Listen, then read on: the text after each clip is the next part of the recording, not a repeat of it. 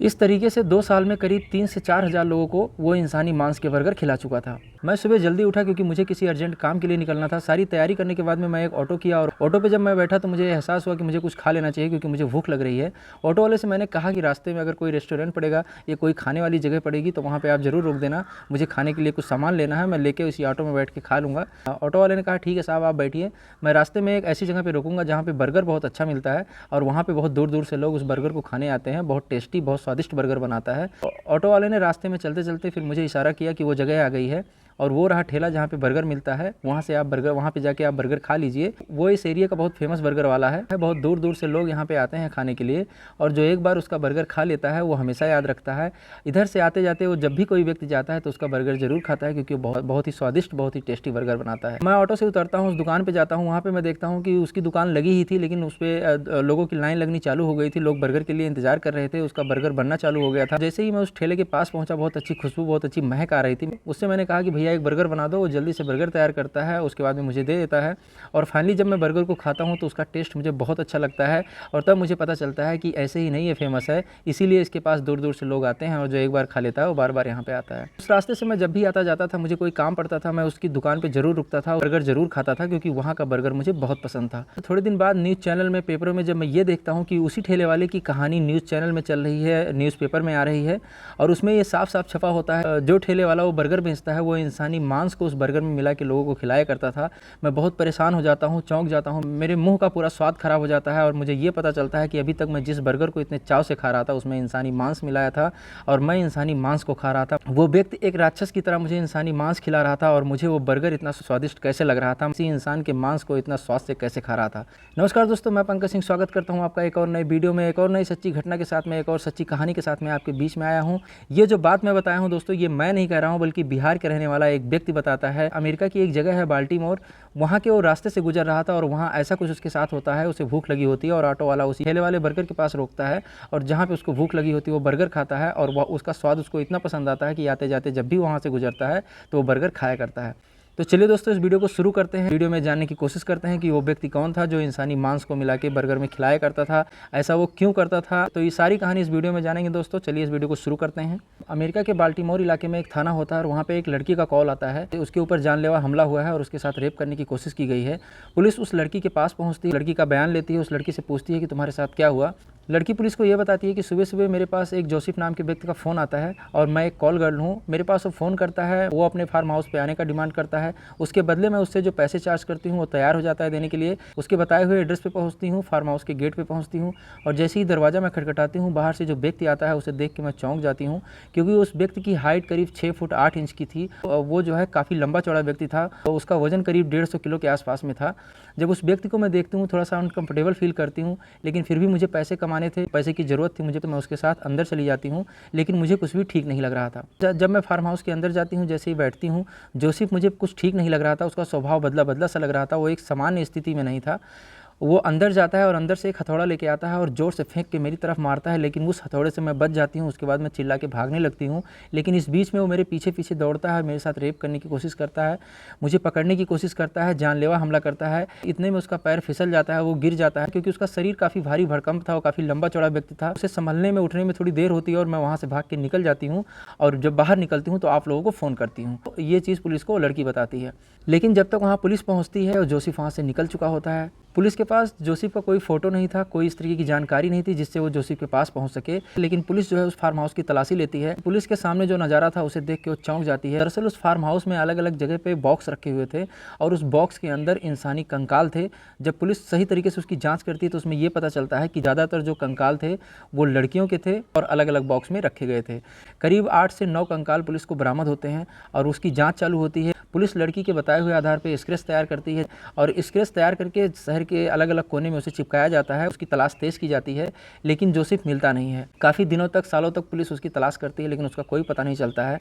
तभी एक दिन 15 अगस्त 1996 को पुलिस को एक फ़ोन आता है और कोई अज्ञात व्यक्ति ये कहता है कि जिसकी आपको तलाश है वो व्यक्ति मेरे आसपास में है। अगर आप 5 से 10 मिनट में यहाँ पे आ गए तो आपको वो व्यक्ति मिल जाएगा, नहीं तो यहाँ से भाग जाएगा। पुलिस अपनी टीम के साथ वहाँ पे पहुँचती है और उस व्यक्ति को गिरफ्तार कर लेती है, उसको थाने ले जाती है और थाने में ले जाने के बाद सख्ती के साथ जोसेफ से पूछताछ होती है कि वो फार्म हाउस तुम्हारा है, तुम वहाँ पे इस घटना को अंजाम दिए हो। तो सारी चीज़ जोसेफ कबूल करता है। उसके बाद में जो अपने गुनाह को बताना चालू करता है दोस्तों, उसे सुनने के बाद में आप चौंक जाएंगे, आप परेशान हो जाएंगे कि एक इंसान के दिमाग में कुछ भी आ सकता है और कभी भी कुछ भी हो सकता है। जोसेफ बताता है कि उसका जन्म 1955 में हुआ था। वो अपने परिवार के साथ में रहता था। उसके परिवार में उसके माता पिता और वो रहते थे। जोसेफ जब 6 साल का होता है तो उसके पिताजी की मृत्यु हो जाती है और कुछ दिनों के बाद उसकी माँ भी उसे छोड़कर चली जाती है। जोसेफ अकेला हो जाता है। जब ये बात अमेरिका सरकार को पता चलती है तो अमेरिका सरकार जोसेफ को गोद ले लेती है एक तरीके से, और उसके पढ़ाई लिखाई, रहने खाने पीने का सारा खर्चा अमेरिका सरकार उठाती है।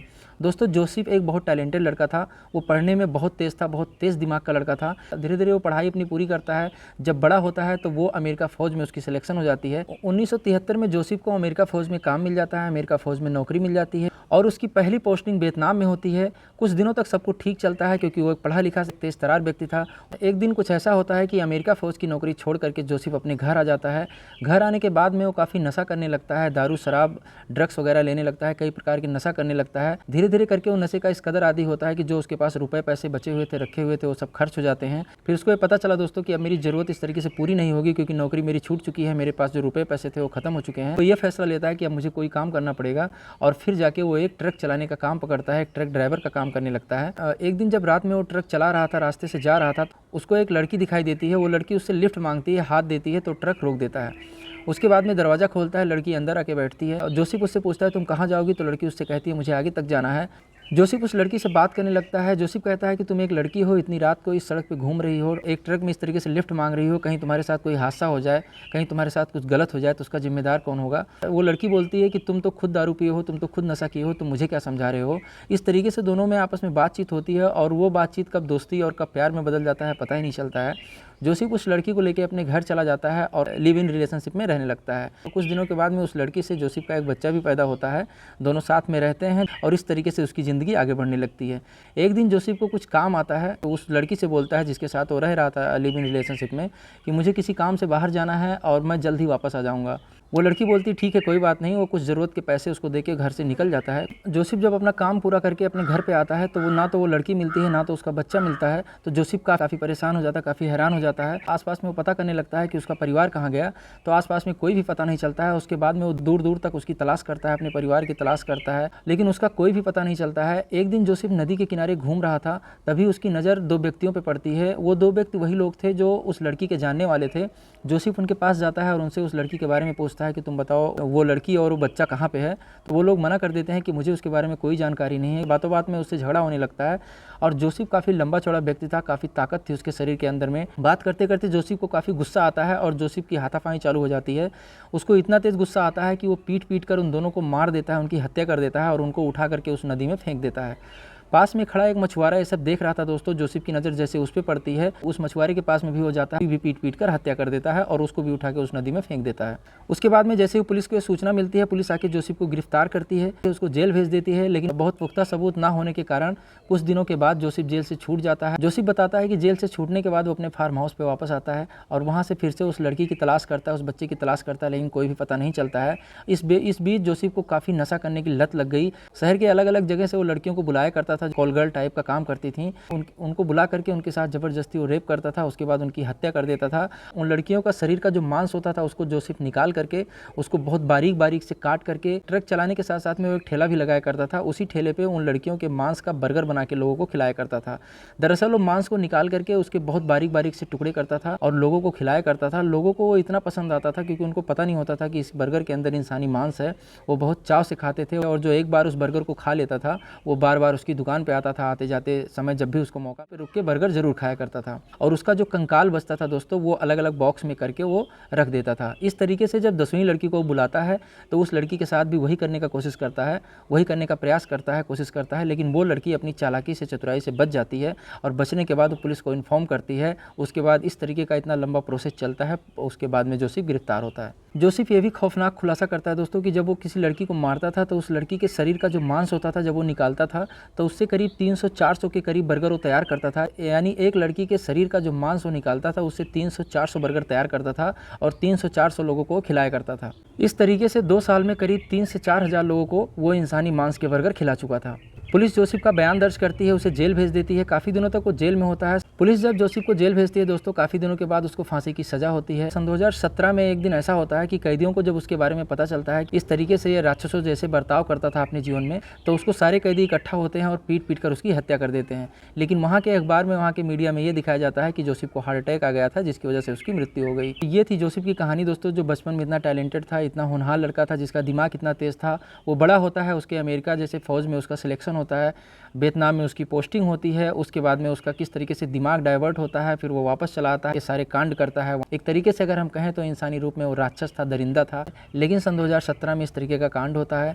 उसके बाद में जोसेफ का अध्याय हमेशा हमेशा के लिए खत्म हो जाता है। उम्मीद करता हूँ कि वीडियो आपको अच्छी लगी होगी। वीडियो आपको अच्छी लगी होगी तो वीडियो को आप लाइक कर दीजिएगा। चैनल पर आप सब नए सब्सक्राइब कर लीजिएगा।